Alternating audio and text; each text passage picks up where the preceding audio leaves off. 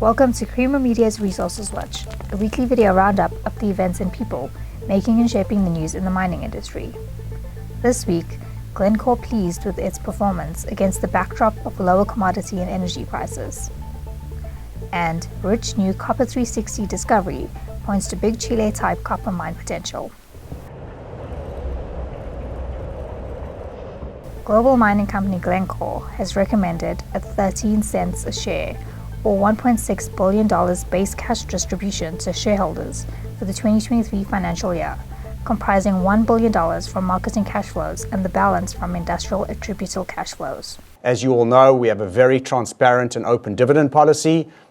We always pay $1 billion of cash from our marketing business and 25% of our equity-free cash flow out of our industrial business. So this is something that has clear transparency for the market. Much of the street expected this dividend.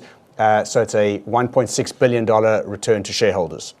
Now, obviously, in other years, we look at top-ups around our net debt target. But given the EVR transaction, the capital to be spent to once we close that transaction by Q3 of this year, and our intention later on to bring net debt down and spin out the business, we are not declaring any top-up, but this is our normal, transparent, and base dividend that we declare.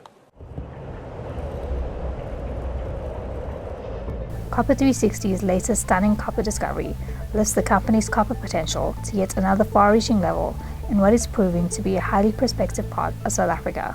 I think this discovery lifts the copper potential here to another level. The Tweefontein mine was the highest grade mine ever mined here, 25% average recovered grade over its life. And what we've now drilled is a significantly huge deposit on surface. You know, there's almost close to 35 meters at 4.5% copper on surface. Massive, and it continues. And our geophysics shows that we've got multiple zones doing that. So I think the significance now is that this, for the first time, shows that we can have deposits, copper deposits in the Northern Cape, the size of what you see in Chile. You know, those big open pit mines, the Chiquicheras. But another difference being that where those mines are running at 0.25%, our surface deposits, which are now looking to be similar in size, are running at between 2.5% and 4.5%. So I think that's the significance of this discovery.